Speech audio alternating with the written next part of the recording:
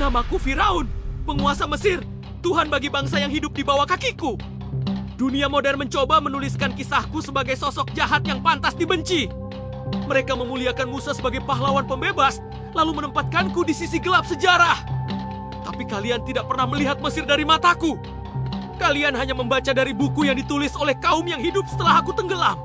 Hari ini, kalian akan mendengar kisah yang tidak pernah dibacakan oleh para ulama maupun sejarah kisahku. Raja yang menolak tunduk, raja yang memilih hancur daripada menyerah. Jika Musa punya mukjizat, aku punya kerajaan. Jika Musa memiliki Tuhan, aku punya kekuasaan. Inilah cerita Firaun yang hidup, memerintah, dan mati bukan sebagai manusia, tetapi sebagai dewa Mesir. Aku tidak dilahirkan sebagai rakyat biasa. Aku lahir di istana batu raksasa, dikelilingi obor, dupa, dan mantra kuno yang memanggil roh nenek moyang.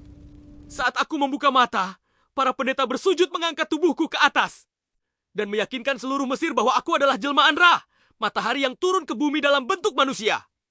Sejak kecil, aku tidak pernah berjalan tanpa alas emas. Aku tidak pernah mendengar suara yang lebih keras dari bisikan. Karena semua orang takut jika kekasaran suara mereka menggores telingaku. Istana tempat aku dibesarkan adalah dunia yang tidak pernah kalian bisa bayangkan. Atap-atap setinggi gunung, pilar-pilar berhias kepala singa.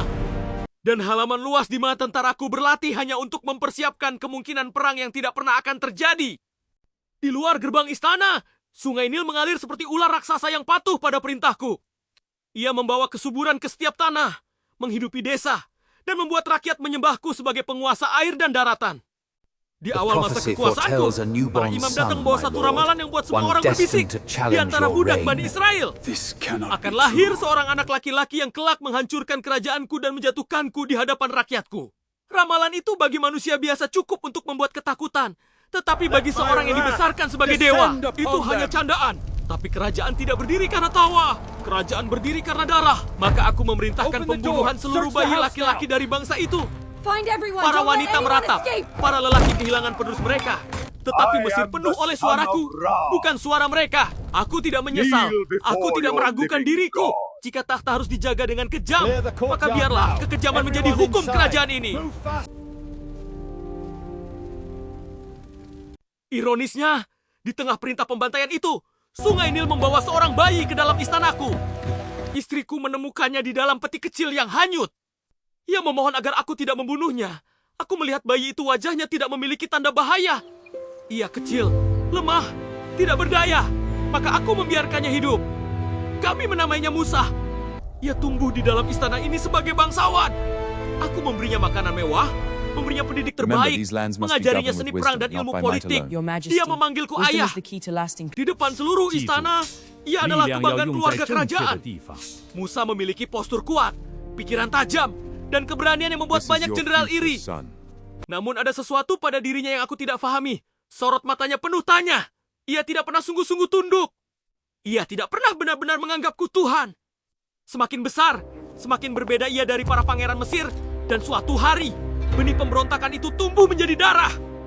Ketika Musa membunuh seorang Mesir hanya untuk membela budak lemah, ia lari bagai pengecut meninggalkan istana yang membesarkannya. Setelah Musa pergi, semua orang muram. Tetapi aku tersenyum. Kerajaan tidak pernah bergantung pada satu manusia. Tanpa Musa pun Mesir tetap makmur. Aku memperluas kekaisaranku. Pasukanku menaklukkan negeri tetangga. Aku bangun monumen raksasa yang menjulang ke langit agar dunia tahu aku tidak pernah takut pada ramalan. Musa hanyalah pasir yang hilang ditiup angin Sahara begitu kupikir. Puluhan tahun berlalu, namanya jarang disebut. Lalu suatu hari, seorang pria berdebu masuk ke istanaku. Musa kembali bukan sebagai bangsawan, tetapi sebagai utusan dari Tuhan yang mengaku esa. Ia berkata kepadaku bahwa aku bukan Tuhan. Ia memerintahkanku tunduk. Tawaku memenuhi aula istana. Aku perintahkan para penyihir Mesir berkumpul. Hari itu menjadi tontonan terbesar dalam sejarah kerajaan. Di hadapan ribuan rakyat dan bangsawan, para penyihirku melempar tongkat dan mengubahnya menjadi ular. Istana bersorak. Namun ketika Musa melempar tongkatnya, ia berubah menjadi ular besar yang menelan sihir mereka. Sunyi memenuhi udara. Para penyihirku bersujud kepadanya. Aku membalas pengkhianatan itu dengan eksekusi. Tangan dan kaki mereka kupotong bersilang. lalu kusalib di hadapan kota. Mesir harus tahu, tidak ada yang menantangku dan hidup tanpa konsekuensi. Namun Musa tidak berhenti. Thus Dia says datang the membawa Lord. hukuman dari langit, itulah yang Let rakyatku my katakan. people go. Nil berubah darah, membuat istana dipenuhi bau busuk. Kata melompat ke They are in ranjangku. the cooking pot. Nyamuk menggigit kulit bangsawan. Belalang memakan habis panen emas. Hewan-hewan mati. Penyakit merusak tubuh manusia. They are Rumah-rumah menangis everywhere. karena I anak-anak cannot mati. get them off. The Di grain tengah is ruined. kekacauan itu, We will starve. istriku sendiri Asia menyatakan iman kepada Musa dan Tuhannya. Itu pengkhianatan terbesar. Aku memastikan ia hilang dari hidupku untuk selamanya. Seorang raja tidak memberi ruang bagi kelembutan. Azab Namun yang bencana tak terus dapat datang, mereka satu demi hindari. satu. Hingga kerajaan retak.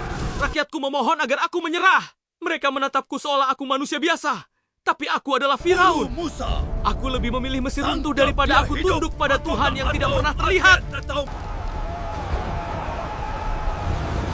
Ketika Musa membawa umatnya keluar dari Mesir, aku mengumpulkan seluruh pasukan kereta perang kuda terbaik, prajurit paling ganas, tombak paling tajam. Kami berangkat mengejar Musa, menembus padang pasir, membelah malam gelap. Aku tahu kemenangan menunggu di ujung perjalanan. Namun ketika kami tiba di tepi laut, aku melihat sesuatu yang tidak pernah terbayang dalam mimpi paling liar sekalipun. Laut terbelah menjadi jalan kering. Dua dinding air menjulang seperti gerbang alam gaib. Musa dan kaumnya berjalan di tengahnya. Tentara di belakangku goyah. Mereka berbisik bahwa itu adalah mukjizat. Aku menyebutnya kesempatan. Aku memerintahkan pasukan untuk menerjang masuk. Kereta perangku mengoyak tanah basah. Angin membisu, air bergetar. Dan ketika kami berada di tengah, laut menutup kembali. Gelombang raksasa merobek kereta. Prajurit menjerit. Kuda-kuda terbalik, terhanyut, hilang. Air memukul tubuhku, melemparkanku dari tahta kereta. Suara dunia memudar. Tulangku patah di tengah gulungan air hitam. Namun di detik terakhir, sebelum gelap menelan pandanganku, satu hal tetap menyala kuat dalam dadaku. Aku tidak pernah tunduk. Musa boleh bernapas, boleh berdiri, boleh menang, tetapi ia menang hanya setelah aku mati.